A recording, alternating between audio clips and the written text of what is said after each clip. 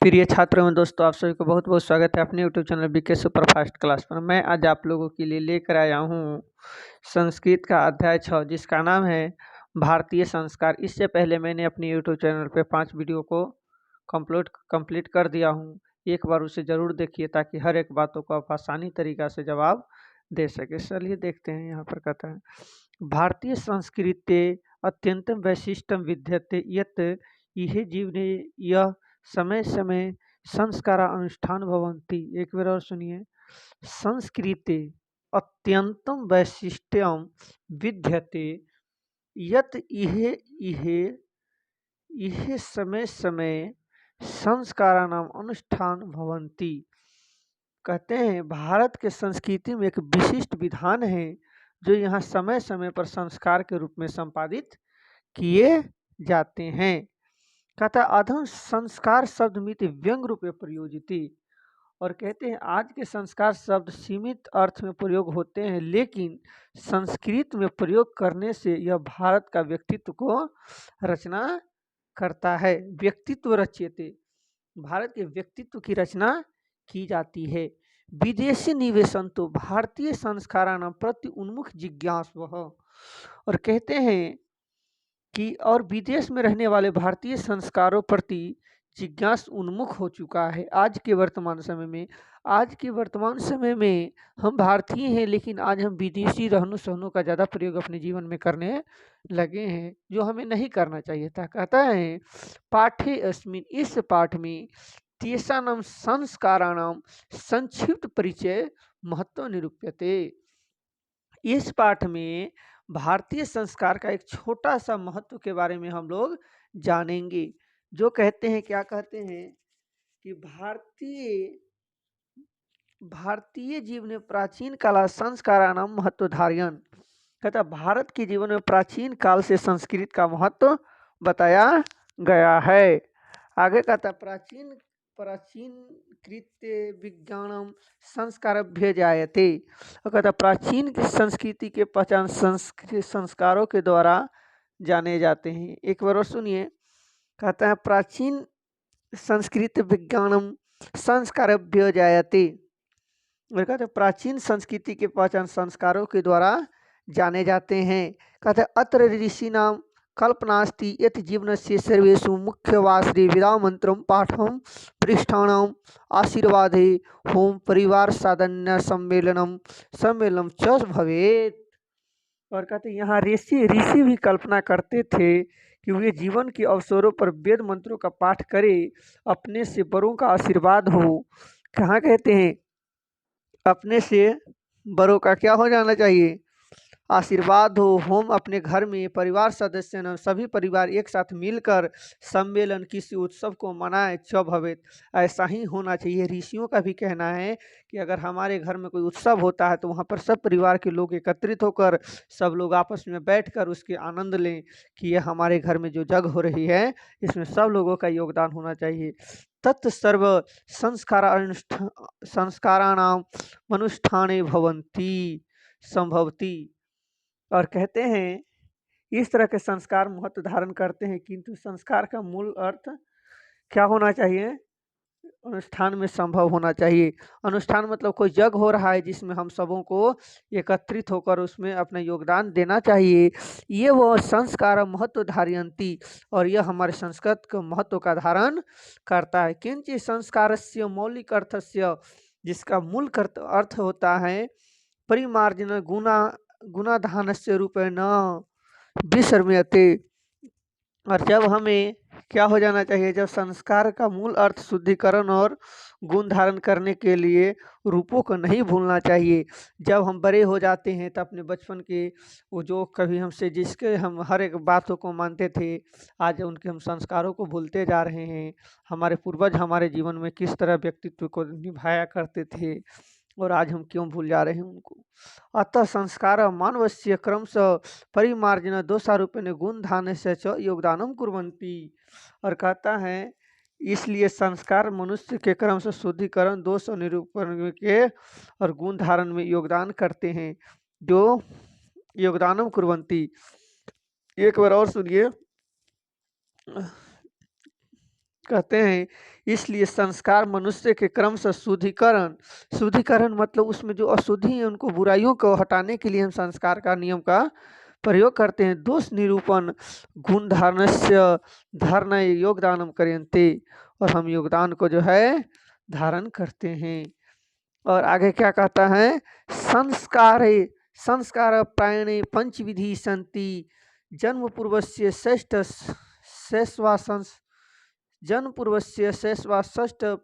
सक्षिण पंचविधि गृहस्थ संस्कार विवाह रूप एवं मनोनुप्रांतस्य। और कहते हैं, क्या कहते हैं, जरा इनको बातों को हर एक लाइन को समझिए। कवि जी क्या कहते थे, संस्कार में बहुत 5 प्रकार के पंचविधि मतलब 5 प्रकार के होते हैं। जन्म के पहले त्रय संस्कार, क्या गो, जन्म के पहले 3 गो संस्कार, उसके बाद शैशवा संस्कार में 6 गो संस्कार में आता है, यहाँ पर 6 संस्कार हो गया। शैक्षणिक संस्कार, उसके बाद जब हम शिक्षा ग्रहण करते वो संस्कार। पंचविधि गृहस्थ कानी संस्कार विवाह रूप, और विवाह के रूप में एक संस्कार को जाना जाता है। मरने उपरांत भी एक संस्कार होते हैं। ये वह 16 संस्कार, कुल मिलाकर संस्कारों की संख्या 16 हो गई। आपसे पूछता है कि संस्कार कै गो है, तो कितना कहेंगे हम, 16 गो संस्कार है, मास्टर तो बतले है। भवंती जन्म पूर्व संस्कारेषु गर्भधारणस्य, और कहते हैं शैक्षणिक संस्कार के 5 होते हैं। इसके बाद जन्म के पहले संस्कार में गर्भधारण, पुनर्वासना, देखिए पुनर्वासना, सीमांत क्षेत्र त्रयो भवंती ही, और इस प्रकार का उसमें भी ये 3 संस्कार होता है। कहता है अत्र गर्भरक्षस्य,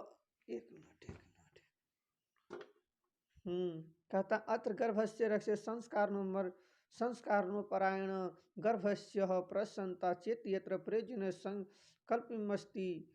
और कहते हैं, क्या कहते हैं, गर्भस्थ संस्कार के निर्माण में गर्भ तो प्रसन्न करते हैं। शैशवावस्था संस्कार में जात कर्मम, कहता है शैक्षिक संस्कारेषु जात कर्मम, जात का नामाकरण, निष्कर्मण, अनप्रश्नम, चूराकर्मम, कर्णवश्च क्रमश भवंती। और इस प्रकार नामाकरण करते, अनप्रश्न के रूप में जानते, चूराकर्म कर्ण छेदनम, इसमें कान को जो है बच्चियां होती है तो उन्हें कान को क्या किया जाता है, छेदा जाता है। इस प्रकार क्रम से क्रम इस तरह के संस्कार हम अपने जीवन में चलते, जैसे एक के बाद एक होगा, एक के बाद एक होगा, इसी तरह हम आगे की ओर बढ़ते हैं। कहता है और आगे शिक्षा संस्कारेषु अक्षरारंभम उपनयनम वेदारंभम केशवानंत समृतः संस्काराणां प्राप्येत अक्षरारंभम अक्षर लेखनम अंक लेखनम च शिशु प्राभवते।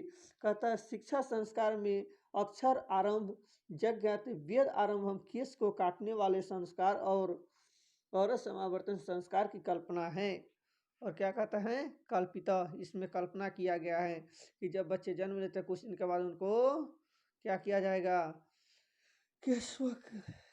केशवकर्तनी मतलब उसको बाल को काटा जाता है। और क्या कहते हैं अक्षारंभम उपनयन संस्काराणाम अर्थ गुरु शिष्य स्व गृह नित्यम भवंती। और उसके बाद जो है वो गुरु के शिष्य के रूप में जब जाने जाते हैं, उनको गृह घर जाकर तत्र शिष्य शिक्षाणाम पाल्याणाम अध्ययनम करोति, और बच्चे वहाँ पर जाके गुरु घर ज्ञान को ग्रहण करते हैं। ते नियम ब्रह्मचर्य वर्तते समविष्टि, जब तक वो विद्या को ग्रहण करते हैं तब तक वो ब्राह्मण के रूप में अपने जीवन को व्यक्तित्व करते हैं। कहते हैं प्राचीन काल शिष्य ब्रह्मचार्य इति कथ्यते अस्मा। और पुराने समय में जो बच्चे रहा करते थे गुरु के आश्रम में, वो ब्रह्मचर्य के रूप में जाने जाते थे। गुरु गृह ये वो शिष्य वेदारंभम करोति, और वो गुरु के घर जाकर वेद को आरंभ करते थे। वेदानां महत्व प्राचीन शिक्षायाम उत्कृष्ट मान्यते अस्मा। और गुरु के घर जब वह बच्चे विद्या को ग्रहण करते थे तो जग में सबसे उत्कृष्ट कहलाया करते थे। के संतानम संस्कार गृह गृहे ये वो शिष्य प्रथम लभ्यते। और कहते हैं जो बच्चे के सर पे जो है बाल नहीं होता, मतलब ब्रह्मचर्य के रूप में होते थे, गुरु गृह शिष्य उसका वो प्रथम स्थान प्राप्त करते थे। गुरु के समीप वैसे ही बच्चों को अधिक ज्ञान प्राप्त होता था जिनके सर पे बाल ना हो और मतलब क्या कर सके, इस तरह की बातें कहा जाता। कहता है समार्तवन संस्कारे सदस्यनम शिष्य गुरुगृहेते गृहस्थ जीवने प्रवेश्यते। और उसके बाद जब वहाँ से वो लौट कर आते थे, ब्रह्मचार्य कहलाते थे, गुरु के में ही शिष्य वेद और प्रारंभ करते। प्राचीन काल में वेदों का महत्व सबसे कहा गया, कहाँ थे भाई, शिष्य गुरु गृह प्रवेश ने शिक्षावास ने गुरु शिष्यम उपगृह उपस्थित प्रविष्टि ही। और जब शिक्षा जब वो ग्रहण करके आते थे तब अपने घर में प्रवेश के उपदेशात प्रायण जीवन धर्म से धर्म प्रांते। और गुरु जी जब उनके अंतिम शिक्षा जब मिल जाता था तो उसके बाद उन्हें कहता था कि अपने जीवन में जब आपने विद्या को ग्रहण किया था आप अपने धर्मों के अनुसार अपने जीवन को प्राप्त करें। कहता है यथा ऐसा हो, सत्य वद और हमेशा सच बोलना चाहिए, धर्मचर्य स्वधान प्रमाद इत्यादि। जब अगर आपके अंदर में विद्या का ज्ञान हो गया तो उसके बाद आप घमंड ना करें, नहीं तो आपका ये विद्या जो है सार्थक नहीं माना जाएगा। प्रमाद मतलब होता है, क्या होता है, घमंड होता है। घमंड मतलब विद्या और ग्रहण करने के बाद हमारे अंदर में घमंड नहीं होना चाहिए। कहते विवाह संस्कार पूर्वकमेव मनुष्य वस्तु तो जीव गृहस्थ जीवनम प्रविष्टि। और कहता है विवाह संस्कार के पूर्व ही मनुष्य वास्तविक गृहस्थ जीवन में प्रवेश कर जाते हैं। विवाह संस्कार पवित्र संस्कार मत ये नाना विधि कर्म कांड भवंती। और विवाह संस्कार के अनेक प्रकार के कर्म कांड होते हैं। कहता है तेसन वागदानम, जिसमें वागदानम होता है, मंडप निर्माण होता है, वर वधु वर पक्ष स्वागतम, एक दूसरे को वो क्या करते हैं, इज्जत देते हैं। वो कहते हैं दद्वाक्षणम प्रश्रम निरीक्षणम, कन्यादानम, निरीक्षण का कार्य किया जाता है, कन्यादानम किया जाता है। अग्नास्पादनम पानी ग्रहणम, उसके बाद अग्नि की परीक्षा दी जाती है। पानी ग्रहणम, उसके बाद उनके जल से अर्पित किया जाता है। लाजा होम एवं सप्तविति सिंदूर दानम, और सिंदूर दान की क्रियाएं की जाती है इत्यादि। इस तरह से कुल मिलाकर संस्कार होते हैं। सर्वत्र समान रूपेण विवाह संस्कार से प्रायणे आयोजन भवंती। और इस प्रकार विवाह संस्कार का एक आयोजन किया जाता है। तदंतराणाम गर्भधारणानाम संस्कार पुनर्वासन जीवन चक्र च भ्रमति मरणांतराणाम अत्यंत इष्टम संस्कार अनुष्ठ्यते। और इस प्रकार हमारे जीवन में संस्कार का एक अनुष्ठान होता है। जलाने के लिए क्या कहते हैं, और जब हम मर जाते हैं तब मरने के बाद हमारा एक अंतिम संस्कार होता है, जिसे हम क्या कहते हैं, अनुष्ठ्यते, मतलब जलावती के संस्कार होता है। ये वो भारतीय जीवन दर्शन से महत्वपूर्ण संस्कार इति। और इस प्रकार भारतीय जीवन दर्शन का महत्वपूर्ण स्रोत संस्कार है। Thanks for watching this video. इस वीडियो को देखने के लिए आप सभी को बहुत बहुत धन्यवाद। हमारे चैनल को लाइक सब्सक्राइब और कमेंट जरूर करें और अपने दोस्तों के साथ शेयर जरूर करें।